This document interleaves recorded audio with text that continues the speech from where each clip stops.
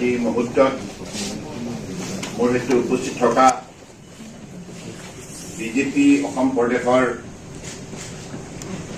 মাননীয় সভাপতি ৰঞ্জিত কুমাৰ দাস ডাঙৰীয়া,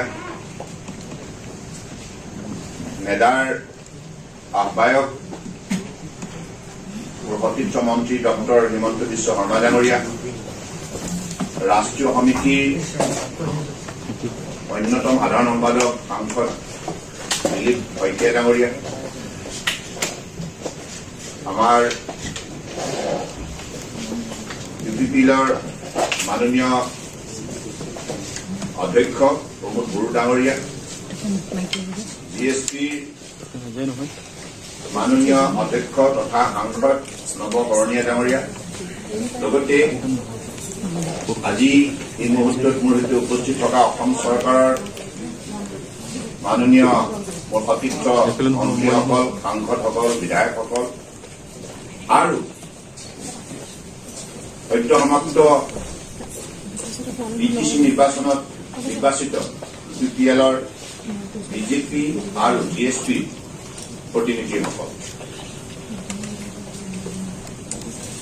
আজি এই মুহূৰ্তত মই BTC এলেকাৰ কোকৰাঝাৰ, চিৰাং, বাক্সা আৰু ওদালগুৰি 4খন জিলাত বসবাস কৰা সকলো শ্ৰেণীৰ ৰাইজলৈ মই আন্তৰিকতাৰে কৃতজ্ঞতা জ্ঞাপন কৰিছো।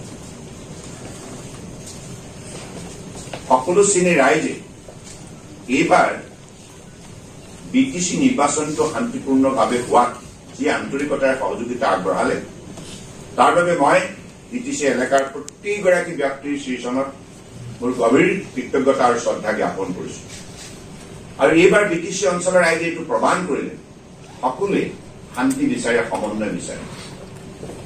আৰু বোধহয় BTCৰ এইটোৱে এই প্ৰথম নিৰ্বাচন, যি নিৰ্বাচন ইমান শান্তিপূৰ্ণ গণতান্ত্ৰিকভাৱে অনুষ্ঠিত হ'ল আৰু ৰাইজে নিশ্চিন্ত মনে এই নিৰ্বাচনত অংশগ্ৰহণ কৰি নিৰ্বাচনটো অনুষ্ঠিত হোৱাৰ ক্ষেত্ৰত সফল কৰি তুলিল।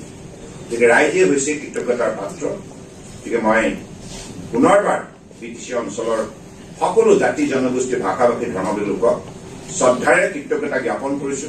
আৰু মোৰ দৃঢ় বিশ্বাস আগন্তুক দিনত এনেধৰণে BTC অঞ্চলৰ ৰাইজে মিলাপ্ৰীতিৰ কঠোৰ পৰিশ্ৰমৰ যোগেদি এই 4খন জিলাৰ সম্পদ সম্ভাৱনা শক্তিক উজ্জীৱিত কৰি তুলিব আৰু ভাৰতবৰ্ষৰ অন্যতম শক্তিশালী অঞ্চল হিচাপে, শান্তিপূৰ্ণ অঞ্চল হিচাপে, সমন্বয় অঞ্চল হিচাপে এই BTC গঢ় দিব। আৰু ইতিমধ্যে আমাৰ ডক্টৰ হিমন্ত বিশ্ব শৰ্মা ডাঙৰীয়াই আপোনালোকক জনাইছে যে আমাৰ 3টা দলৰে আলাপ আলোচনাৰ অন্তত আমি থিৰাং কৰিছো যে এইবাৰ BTC যিখন চৰকাৰ গঠন হ'ব এই চৰকাৰৰ নেতৃত্ব প্ৰদান কৰিব আমাৰ UPPৰ সভাপতি প্ৰমোদ বড়ো ডাঙৰীয়া। আৰু এই সন্দৰ্ভত যিখিনি আনুষ্ঠানিক আমাৰ কৰণীয় আছে,